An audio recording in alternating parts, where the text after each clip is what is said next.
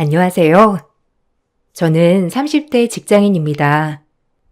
일을 하면서 사실 이런저런 일들을 많이 겪기도 하지만 무엇보다 제일 힘든 건 아무래도 사람을 상대하는 거였어요. 그래도 고객으로서 만나는 사람들은 그나마 일회성이라서 한번 스트레스를 받고서는 끝날 때가 많은데 가족에게서 스트레스를 받으면 정말 심리적으로 너무 힘들더라고요.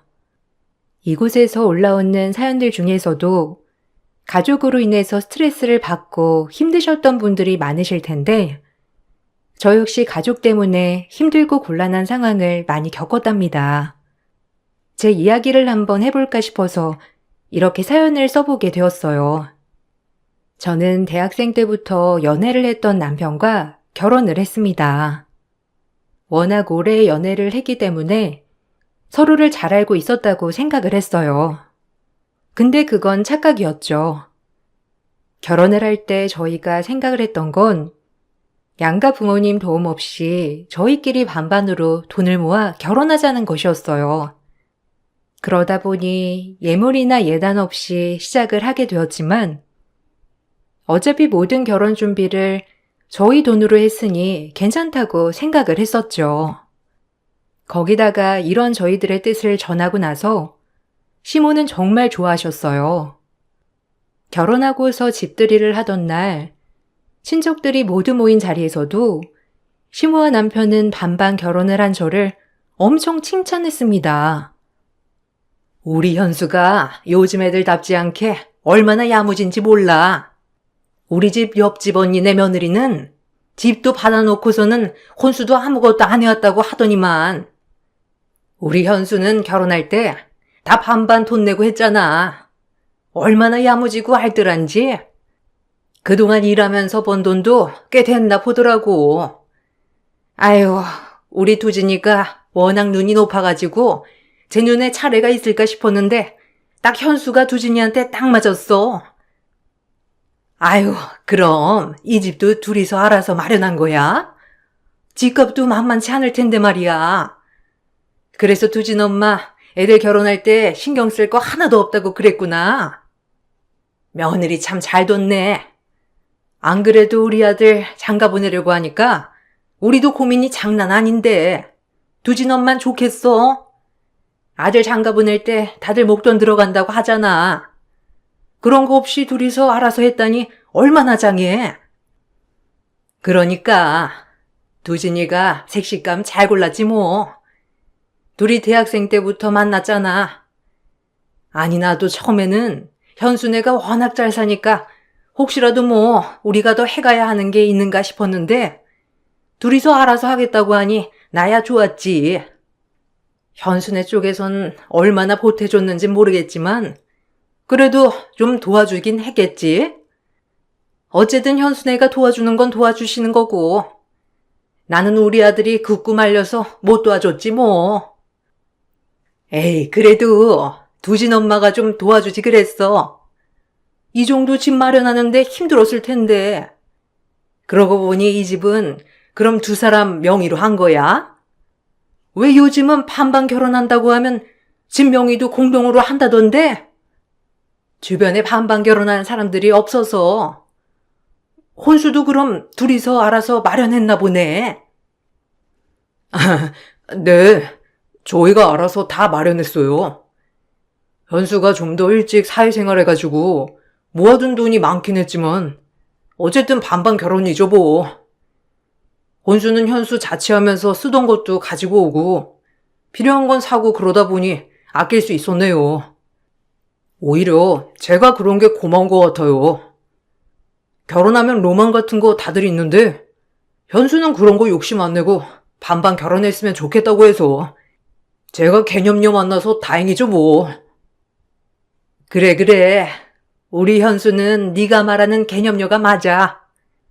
솔직히 주변 보면 남자 등골 빼먹는 애들이 얼마나 많니? 결혼했다고 애 키운다고 일도 안 하고 남편 돈을 자기 돈처럼 생각해가지고 막 써버리는 애들 얼마나 많아. 그런 거 보면 아들 키운 엄마들은 얼마나 속이 상하고 답답할까 싶더라고. 지적하면 시집살이 시킨다고 난리 나고, 난 그런 걱정 안 해도 되니 얼마나 좋니? 현수는 계속 일도 한다고 하니까 얼마나 좋아. 집들인 날 반반 결혼을 한 절 칭찬하는 시무와 남편을 보면서 사실 기분이 좋다기보다는 찜찜한 기분이 들었어요. 그때까지만 하더라도 내가 잘못 느끼고 있는 게 아닐까 생각을 했었는데 점점 살면서 찜찜한 기분이 왜인지 알게 되었습니다. 저와 남편은 서로 연봉도 비슷했는데 어느 날부터인가 남편이 경제관리를 자신이 하겠다며 말을 하기 시작했어요.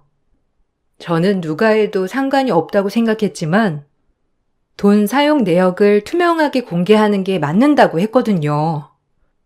그런데 남편은 오로지 믿고 맡겨야 한다는 입장이었습니다. 서로 입장차가 크다 보니 남편과 저는 경제적인 문제 때문에 자주 싸웠던 것 같아요. 도대체 왜 나한테 경제권을 안 준다는 거야? 내가 잘할 자신이 있다니까. 당신 결혼하기 전에 투자하는 것도 제대로 안 알아보고 해서 돈 날린 적도 있잖아. 거기다가 매달 지출 얼마인지 제대로 몰랐던 적도 있고, 돈 쓰는 거 어디다 썼는지 깜빡했던 적도 있고, 그런 것만 봐도 당신보다는 내가 하는 게 맞는 것 같은데 왜 나한테 맡기지 않는 건데? 내가 잘할 수 있다니까? 나 당신보다 사회생활 늦게 시작했는데 당신만큼 돈 모았었잖아. 그것만 봐도 내가 잘할 거라는 거 알지 않아? 근데 왜 난 안 된다는 거야? 뭐 숨기는 거라도 있어? 아니, 내가 말하는 건 당신이 절대 안 된다고 하는 게 아니라 당신이 관리하더라도 돈 사용처는 다 밝혀야 한다고 말하는 거야. 나도 돈 관리 신경 안 쓰면 좋지. 근데 내가 번 돈 당신이 관리하면서 내역도 하나도 안 밝히겠다고 하는 게 말이나 돼? 그럴 거면 그냥 각자 관리하는 게 낫다는 거지. 생활비가 어떻게 쓰이는지, 어떻게 재테크하고 있는지 알고 있어야 하잖아. 근데 그걸 왜 말을 안 하겠다고 하는 건데? 그걸 왜 굳이 말을 해야 하냐고. 같이 쓰는 건데. 대충 어디에 썼겠다 알지 않아? 그거 일일이 확인하겠다고 하면 눈치 보여가지고 돈 쓸 수나 있겠어? 하다못해 옷 하나 살 때도 그거 다 말하고 사야 하는 거 아니야. 숨 막혀서 쓸 수나 있겠냐고. 그냥 대충 지출 얼마고 그것만 알면 되는 거지. 무슨 리스트까지 써서 관리를 할 필요가 있냐는 거야. 내 말은 내가 아예 안 보여주겠다는 게 아니라니까. 그니까 그게 이상하다고. 지출이 왜 그렇게 나오는지를 알아야지. 누가 옷 사고 화장품 사고 일하는 거 하나하나 다 말하고 사라고 했냐고. 그냥 어떤 것에 어떻게 썼다는 말을 해야 하는 거잖아.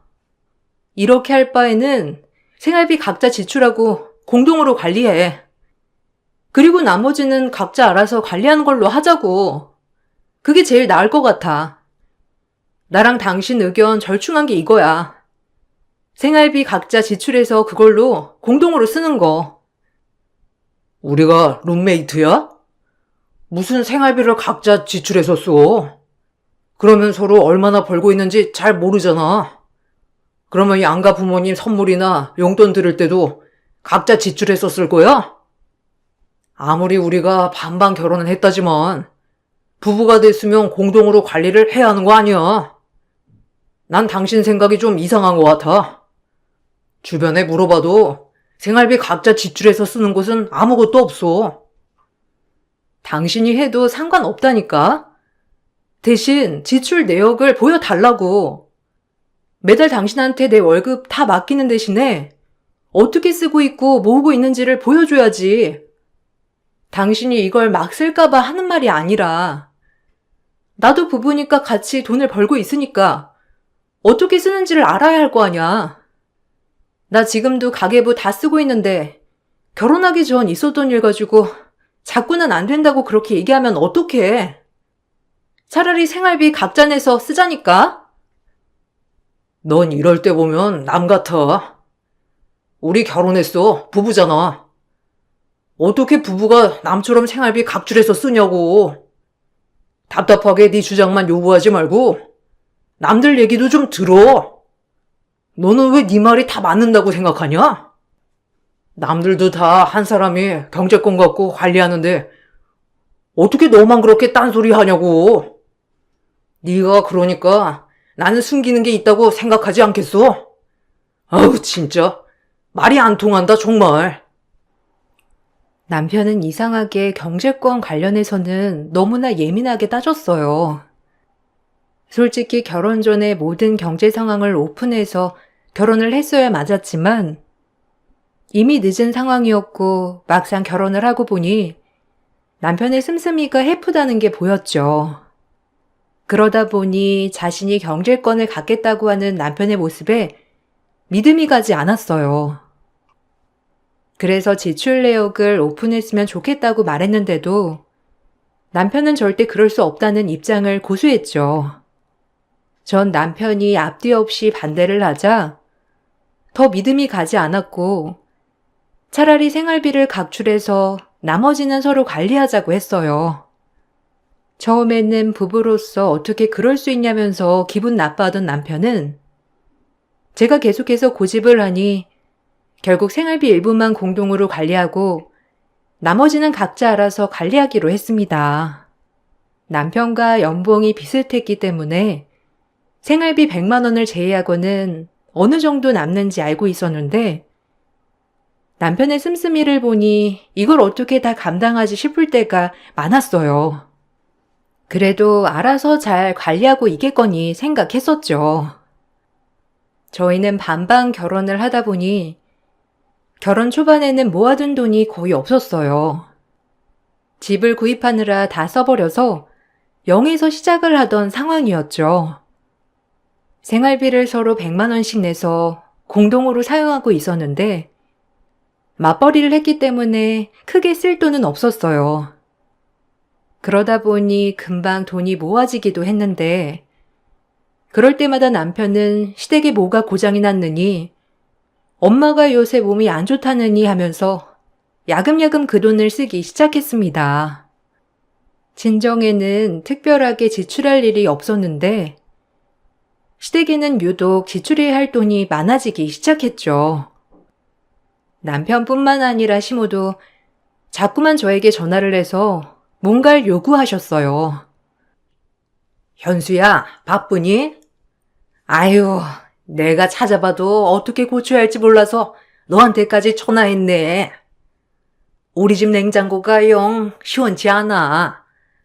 10년도 더 됐으니 이제 수명이 다한 건지 냉기도 안 느껴지고 어쩌지? 물어보니까 10년 넘은 냉장고는 수명 다한 거라고들 하는데 내가 저번에 TV에서 봤던 거 있지? 그 양문형 그거 좋더라. 이번에 집 옆에 전자제품 파는 곳에서도 행사하고 있더라고. 어머님, 그거 10년 안 됐잖아요. 저랑 두진 씨랑 연애할 때 사셨다고 했으니까 한 7년 됐나? 그 정도밖에 안 됐을걸요? 근데 벌써 고장난 거예요? 그럼 그냥 수리기사 부르시는 게 나아요. 요즘은 10년 보상 이런 거 있어서 수리비도 얼마 안 나올 텐데 어머님 부르시기 어려우시면 제가 불러드릴까요? 아니면 온도 조절하는 게 잘못 눌려져서 그럴 수도 있어요. 두진 씨 퇴근하면 한번 가보라고 할게요. 아니야. 내가 그거 확인해 봤는데 그것 때문이 아니라니까. 옆집 아줌마가 집에 와서 보더니만 냉장고 수명이 다 된 것 같다고 하더라고. 안 그래도 하나 바꿀까 싶긴 했었는데 아유, 냉장고가 한두 푼 해야지 말이지. 아무리 행사한다고 하지만 일도 안 다니는 내가 그거 그냥 덥석 살 수 있겠니? 그렇다고 냉장고 없이 살 수도 없고 아유, 고민이다 고민. 아니 옆집 아줌마 얘기가 나와서 하는 말인데 그 집은 이번에 냉장고 바꿨더라고. 그 집 며느리 알지? 며느리가 이번에 가전제품 싹 다 바꿔줬다더라. 요즘 제품들이 좋긴 좋더라. 기능도 많고. 아휴, 우리 며느리는 그런 거 안 해주나? 어머님, 옆집 며느리는 지금 사는 집도 그 집에서 해주셨다면서요. 그 며느리 혼수도 안 해왔다면서 어머님 염치도 없다고 저한테 욕하신 거는 기억 안 나세요? 남편이 하도 옆집 아줌마가 며느리 구박하니까 이번에 가전제품 싹 바꿔준 거라고 하던데요? 저도 집 받았으면 혼수도 해오고 냉장고도 바꿔드릴 수 있죠. 근데 저희가 반반 결혼해서 여유가 없어서요. 어머님, 저희 사정 아시잖아요. 예, 아무리 그래도 그렇지. 집 안 해줬으니 냉장고 하나 바꿔주지 못한다는 거냐? 아무리 그래도 내가 시어머니고 일도 안 하고 있는데 냉장고 고장나면 시원하게 하나 사줄 수도 있는 거 아니야? 네가 가전제품 사주면 내가 어련히 더 잘해줄까? 에휴, 눈치가 없으면 마음이라도 넓어야 하는데 됐다. 내가 이 나이에 이래서 알아서 냉장고 바꿀 테니 신경 쓰지 말아라. 시모의 의도를 뻔히 알고 있었지만 전 굳이 전자제품을 사드려야 하나 싶었어요. 냉장고뿐만 아니라 그 전에 다른 소소한 물건들을 이미 여러 번 사드렸고 시간이 지날수록 더 큰 물건들을 요구했기 때문이죠. 제가 계속해서 모르는 척하니 시모는 삐져서 한동안 저랑 말도 하지 않으셨죠. 시모가 저와 말을 하지 않자 남편은 안절부절 못했어요. 시모가 서운하게 그걸 냉정하게 끊어냈다면서 저를 탓하곤 했습니다. 그래서 그간 개인적으로 시모에게 지출했던 것들을 일일이 나열하자 그제야 남편은 조용해졌습니다. 냉장고는 사드리지 않았지만 시모는 틈만 나면 입맛이 없다면서 보양식을 사달라고 하던지 기운이 없어 보약을 지어 먹어야 되겠다고 하던지 지인분들과 비싼 레스토랑 가서 기죽고 싶지 않다면서 제가 짠하고 나타나 다 계산을 해주라고 하시기도 했습니다.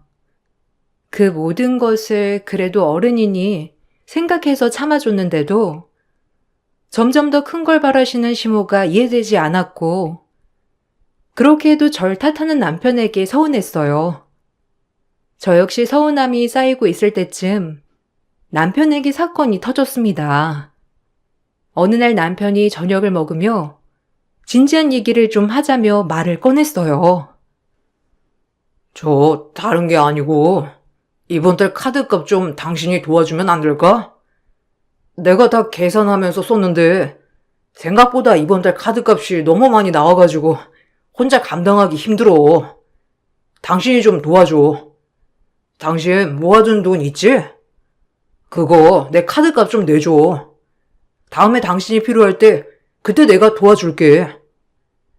뭔 소리야? 갑자기 카드값이 왜 감당이 안 된다는 건데? 당신 100만 원만 빼고는 나머지 돈 당신이 알아서 쓰고 있잖아. 그것만 해도 200은 넘는데 그것보다 더 썼다는 거야? 아니, 그렇게 쓸 일이 뭐가 있어? 당신 옷을 새로 샀던 것도 아니고 주말에도 근무해야 된다고 나갔었잖아. 그럼 추가 수당도 많이 받았을 건데 무슨 소리를 하는 거야? 아, 그게 사실 엄마가 가전제품 바꿔달라고 해서 내가 바꿔줬어. 당신한테 말해봤자 안 된다고 할 게 뻔해서 그냥 내 돈으로 바꿔드렸어. 감당이 될 줄 알았는데 이번 달 카드값 폭탄 맞아가지고 안 될 것 같아. 당신이 좀 도와줘. 아, 그러니까 당신이 애초에 엄마 전자제품 바꿔줬으면 이런 일도 없잖아. 우리 생활비 모았던 돈도 있고 솔직히 바꿔드릴 수 있는데 당신이 안 바꿔주는 통에 엄마가 심술나서 이것저것 다 사셨잖아. 그게 왜 내 탓이야? 당신 내가 그때 어머님한테 쓴 돈 보여드리지 않았어? 매달 어머님 때문에 쓴 돈만 100만 원이 넘어. 그리고 당신도 시댁에 돈 들이고 있었잖아. 내가 모를 줄 알아? 안 그래도 나 당신한테 할 말 많았는데 우리 집에는 돈 한 푼 당신이 써본 적이나 있어? 결혼한 지 1년이나 됐는데 당신 우리 집에 몇 번이나 가봤어? 분기별로 한 번 가면서 가서도 매번 얻어먹고 뻔뻔하게 소고기 먹고 싶다고 말하고. 당신이 염치나 있어? 야, 넌 그래도 예단도 안 했잖아. 내가 그런 거 생각해서 하는 거야. 남들은 며느리가 시댁에 예단 싹 다 해온다는데 솔직히 넌 뭐 해왔는데? 반반 결혼? 아무리 반반 결혼이라도 해와야 할 건 해와야지. 염치 없는 건 너 아냐? 주변에 한번 물어봐. 네 친구들 있잖아. 네 친구들도 예단 안 하고 시집갔냐? 아닐걸? 걔네는 예단도 빵빵하게 하고 갔겠지. 집이 잘 사니까. 넌 근데 집도 잘 살면서 예단이고 뭐고 아무것도 안 해왔잖아. 어이가 없어서. 지금 내가 제대로 들은 건 맞는지 모르겠네. 지금 나보고 예단을 안 해왔으니 당연하게 시댁에 돈 써야 한다고 말하는 거 맞지? 야, 너 진짜 염치가 있냐? 반반 결혼할 때는 개념년이 뭐니 개소리를 해대더니 이제 와서 예단해 오라고? 야, 그럼 네가 집 해와. 반반 결혼 말고 네가 집 해오라고. 그럼 내가 예단이고 혼수고 싹 다 해올 테니까. 결혼할 때는 반반 결혼해야 시댁에서 자유로울 수 있다면서 알랑방귀 끼더니만 지금 뭔 소리야? 남편은 황당하게도 저에게 반반 결혼은 했지만 혼수와 예단은 다 해왔어야 한다고 말했죠. 그걸 해오지 않았기 때문에 시댁에 돈을 쓰는 건 당연한 거고 친정에서 돈을 받는 것도 당연하다고 했어요. 전 너무나 황당하고 어이가 없었습니다. 결혼할 당시만 하더라도 시모는 옛날 사람이라서 시집살이 하는 걸 당연하게 생각하니 제가 반반 결혼을 해야 시댁에서부터 자유로울 수 있다고 했거든요. 그때 그렇게 말한 사람은 어디 가고 이제 와서 제가 못해온 것처럼 말을 하니 너무나 화가 났어요.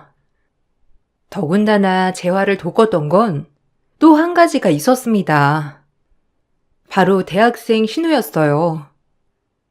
대학생 신우는 더 철이 없었습니다.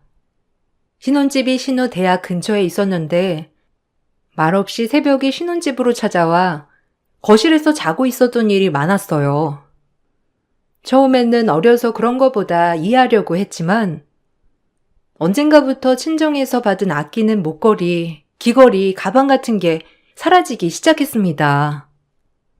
나중에 시댁에 가서 신우 방에 가보게 되었는데 그 방에 떡하니 있었죠. 그걸 보고선 너무 황당하고 기가 막혀 말이 안 나오더라고요. 이걸 가지고 따지니 시모와 남편은 어른이 돼서 너그럽지 못하다며 오히려 절 나무랐어요. 며느라, 오죽하면 새언니 물건을 가져왔겠어. 애가 대학 가서 다른 애들 하고 다니는 거 보니까 부럽기도 하고 그래서 새언니 거 잠깐 필린 거지. 가족끼리 그런 거 가지고 뭘 그러니? 내가 잘 말해서 네 물건 챙겨두라고 하마. 다시 가지고 가면 되는 걸 이렇게 하나하나 다 따져야 되겠니? 이제 겨우 어른 된 아이인데 좀 봐줘라. 너야 넉넉한 집안에서 살아서 이런 거 솔직히 필요도 없잖니. 그래, 당신 너무 예민하다. 애가 그런 건데 이렇게 따지는 게 어디 있냐? 가족이니까 쟤도 그냥 괜찮겠거니 생각했던 거지. 훔치다니 너무 심하다. 얘가 아직 어려서 그래. 학교 다니기도 바쁘니까 알바도 못하고. 근데 사고 싶은 건 많으니까 얼마나 부러웠겠어. 오죽하면 새언니 물건 몰래 썼겠냐? 굳이 방 뒤져가지고 이 난리를 피워야 되겠어? 네가 어른이니 이해해. 한마디 말도 없이 내 물건 가지고 가는 게 지금 이해해야 되는 일이야? 나한테 말이라도 한번 꺼내봤으면 말도 안 해. 말 한마디 없이 올 때마다 하나씩 가져갔던 것 같은데 지금 이게 나만 이해 안 가? 이렇게 가지고 가서는 나한테 말해주는 것도 아니고 돌려주지도 않아서 지금 없어진 거 그대로 있잖아. 당신은 내가 아끼는 물건이라는 거 뻔히 알면서 어떻게 이해하라는 말이 쉽게 나와? 너도 대학 때 꾸미는 거 좋아했잖아. 그러면 제 마음 이해하는 거 아니야? 그리고 그때 언니 거 하고 왔다면서 처형이랑도 엄청 싸웠었잖아. 당신도 그래 놓고선 왜 제가 그러는 건 이해를 못 하는데? 너도 처형한테 말 안 하고 썼으면서 그럼 너도 도둑질한 거야? 그럼 너도 처벌받아야 되겠네. 새언니, 됐어요. 난 그래도 언니 가족이라고 생각했는데. 언니한테 말하려고 했어요. 근데 바쁘다 보니까 잠깐 깜빡한 거예요. 훔치긴 누가 훔쳤다고 그래요? 다시 돌려주면 되잖아요. 안 그래도 서러워 죽겠는데 꼭 제 방 들어와서 뒤져서 이렇게 도둑년 취급해야 되겠어요? 조용히 저한테 말하면 될 걸 가족들 앞에서 이렇게 창피 줘야 되겠냐고요. 정말 너무하네요. 앞으로 오빠네 집에 절대 안 갈 거예요. 신우는 제가 가족들과 싸우자 갑자기 저에게 물건들을 던지더니 엉엉 울면서 소리를 쳤죠. 잘못한 건 신우였는데 그 집에서는 저만 잘못한 것이 되었어요.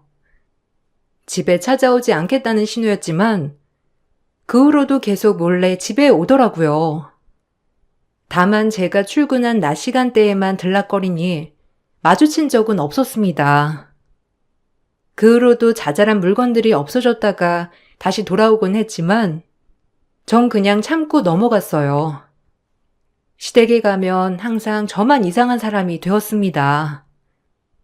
제가 생각하기에는 너무도 비정상적인 상황이었는데도 시우와 남편 신우 모두 제 잘못이고 제 생각이 잘못된 것이라 말을 했죠. 제 고민이 커져가고 있을 무렵에 전 승진을 하게 되었고 남편의 연봉보다 훨씬 많아지게 되었어요. 승진한 것을 누구보다 기뻐한 것은 남편이었어요. 승진 이후 남편은 갑자기 차를 바꾸겠다고 했어요. 멀쩡히 타고 있던 차가 있었는데도 갑작스럽게 차를 바꾸겠다고 고집을 피웠어요. 회사 가면 나만 차가 허접해. 솔직히 내 직함에 저런 차 타고 다니는 거 창피해. 나보다 직급 낮은 친구들도 나보다 훨씬 좋은 차 타고 다니는데 나도 이참에 좋은 차 끌고 싶어. 내가 받은 차 있거든? 당신도 한번 봐볼래? 외제차인데 솔직히 국내 차랑 크게 차이도 안 나고 요즘은 관리하는 것도 괜찮대. 당신이 허락 안 해줘도 바꿀 수 있지만 그래도 당신이랑 상의하는 게 나을 것 같아서 말하는 거야. 당신 차 할부도 안 끝났는데 왜 차를 바꿔? 그리고 지금 타고 있는 차도 괜찮아. 내 주변에서도 많이 타고 다니는 거고. 우리 지금 차 2대 굴리고 있고 매달 차량 관리비로도 지출이 많은데 여기서 더 지출하자는 거야? 차를 사더라도 지금 할부 끝나고 그때 고민해보자. 우리 넉넉한 편도 아니고 어떻게 철없이 무작정 차 바꾸겠다고 하는 거야. 남들 좋은 차 타고 다닌다고 해서 차 바꾼다는 게 말이 돼? 뱁새가 황새 쫓아가다가 다리 찢어진다고 했어. 제발 형편 좀 생각해서 말해. 당신이 좀 도와주면 되잖아. 당신 승진하고 연봉 나보다 훨씬 많아졌잖아. 그러면 생활비 좀 더 내줄 수 있는 거 아니야? 남편 기살리는 것도 아내가 해야 하는 일 중 하나야. 엄마도 매일 며느리 하나라고 있는 게 시댁 위에서 하는 거 없다고 툴툴대는데 나 그거 다 맡고 있는 거 안 보여? 내가 생각하기에도 당신 결혼만 했지 나나 시댁 위에서 하는 거 하나도 없는 것 같아. 그럼 나한테라도 잘해야지. 다른 거 안 바랄 테니 차만 바꿔줘. 당신 그렇게 승진한 것도 다 내 덕 아니야? 내 승진이 왜 당신 덕이야? 결혼하고서 당신 집안일도 하나도 안 해. 매일 일 바쁘다면서 집에 오면 TV 보고 게임하느라 바쁘잖아. 청소고 빨래고 내가 다 해. 2주에 한 번씩 시댁 가서 밥 먹고 와야 되고 어머님 무슨 일 있을 때마다 당신한테는 연락 하나도 안 하고 바로 나한테만 연락하시잖아. 근데 내가 무슨 아무것도 안 해? 그래, 시댁은 그렇다 쳐도 당신 카드값 감당 안 될 때 내가 매번 메꿔주는 거 생각 안 해? 그렇게 따지면 우리 아빠가 당신한테 시계 사준 건 뭔데? 아무리 아빠가 몰래 사줬다고 하더라도 나한테 말 한마디 할 수 있는 거 아니야? 그거 말고도 아빠가 이것저것 당신한테 도움 줬다며. 그렇게 따지면 우리 집에서 받은 거 많은데 당신이 우리 집이랑 나한테 더 잘해야 하는 거 아니야? 당신 논리대로라면 그게 맞는 거 아니냐고. 아휴, 무슨 그런 걸 무자르듯 잘하고 못하고를 따지냐. 하여튼 너는 꽉 막혔어. 사람이 이렇게 애타게 부탁을 하면 한 번은 들어줄만 한 거 아니야? 당신 승진도 했고 솔직히 여유롭잖아. 당신 회사에서도 수당 많이 주고 당신 친정도 잘 사니까 집에서도 지원해주는 거 많을 거 아니야. 불쌍한 남편 한번 기살려줄 생각도 없냐? 됐다. 잘난 너한테 뭔 말을 하겠어. 날이 갈수록 끊임없이 요구하는 남편을 보면서 저는 지칠 대로 지쳤죠. 결혼에 대한 회의감을 느끼고 있을 무렵 황당한 일이 벌어졌습니다.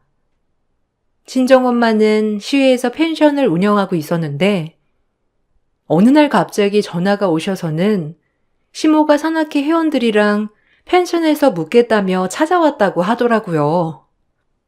전 미리 예약을 해서 간 줄 알았는데 그런 게 아니라고 해 깜짝 놀랐죠.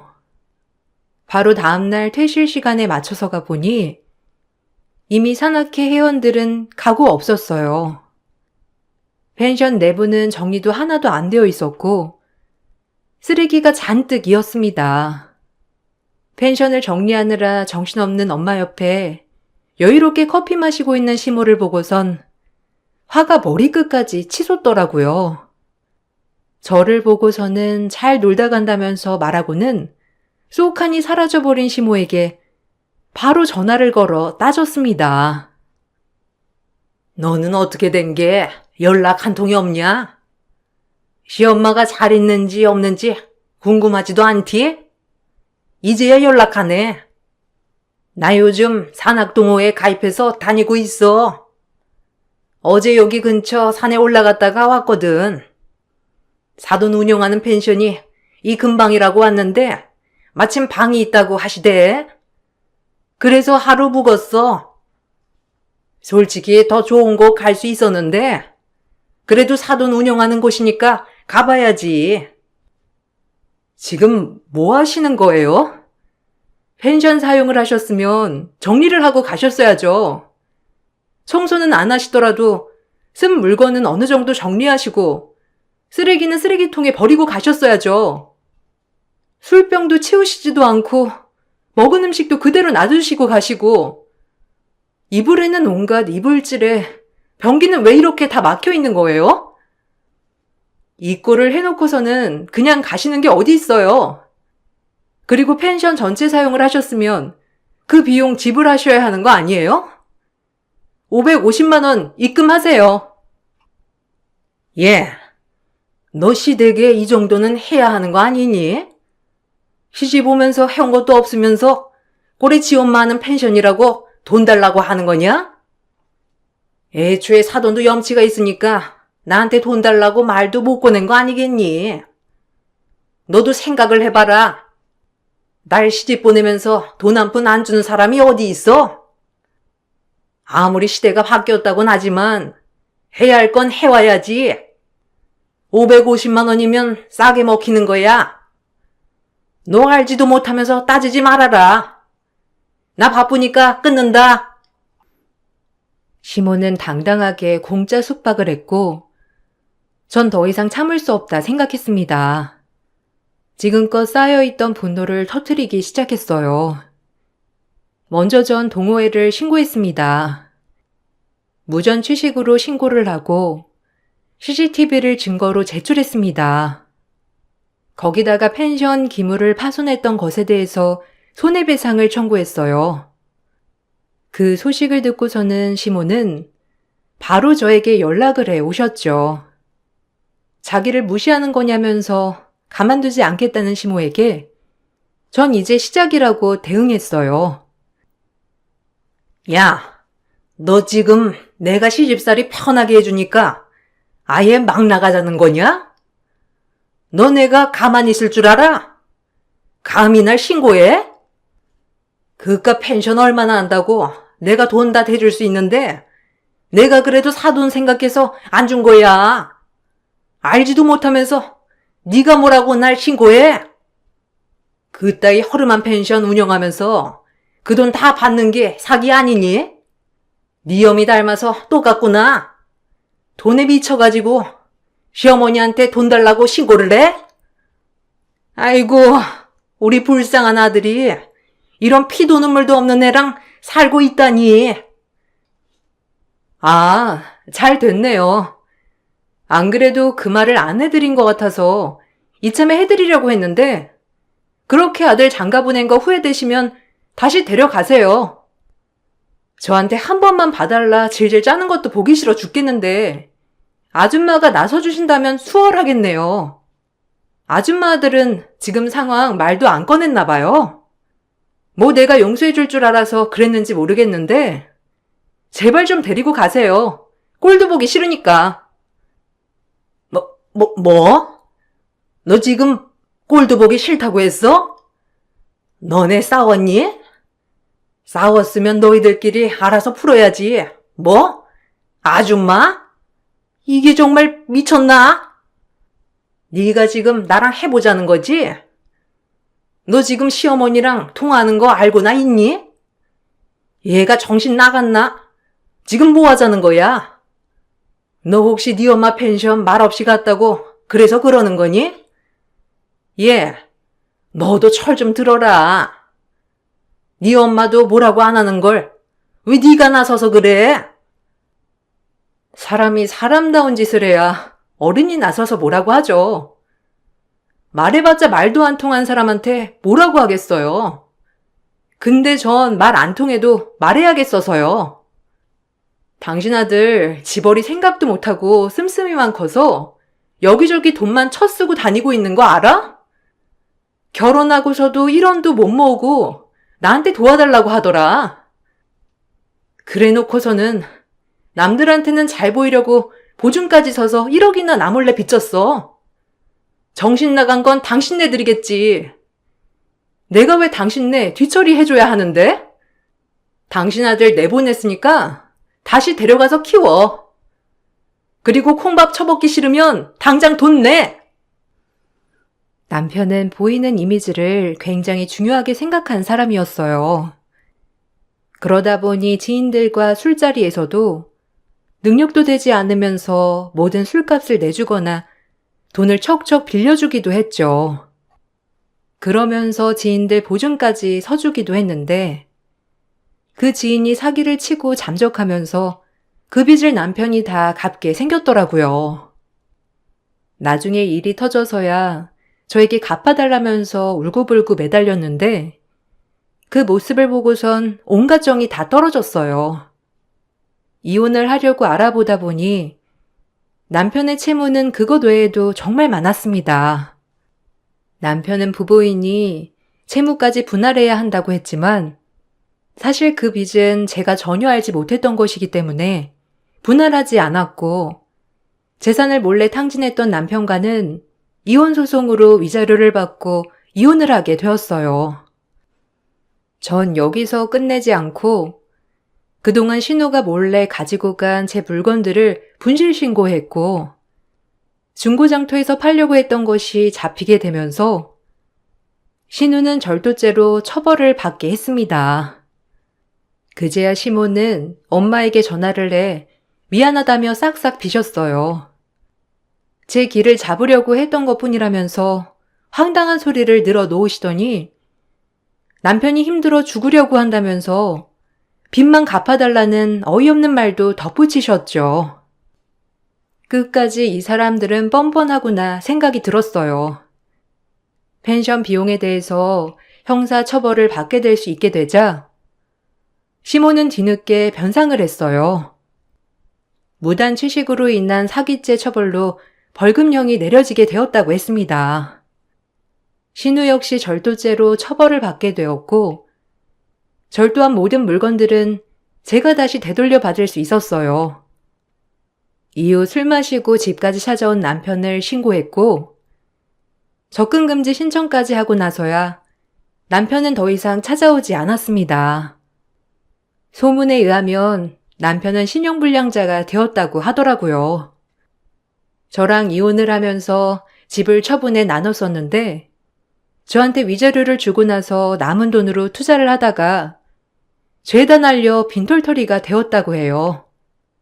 처음에는 남편이 안쓰럽기도 했는데 이 얘기를 듣고 나서는 역시나 사람은 달라지지 않는구나 싶었네요. 지금은 회사에서도 잘리고 일용직으로 일을 하며 하루하루 벌어먹고 살고 있다며 연락이 오긴 하지만 받아주고 있진 않고 있어요.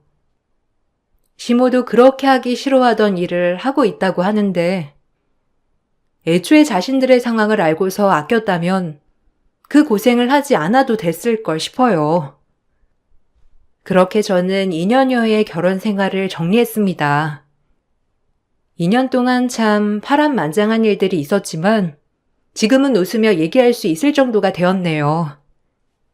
앞으로 결혼 생각은 전혀 없지만 부모님께서 그래도 좋은 사람이 있을 거라며 말씀하시길래 그때 생각이 많이 나서 글을 써봤어요. 정말 세상에는 제가 오로지 믿을 수 있는 사람이 있을까요? 제 긴 사연을 함께 들어주셔서 감사합니다. 여러분 곁에는 믿을 수 있는 사람들만 있으시길 바랄게요.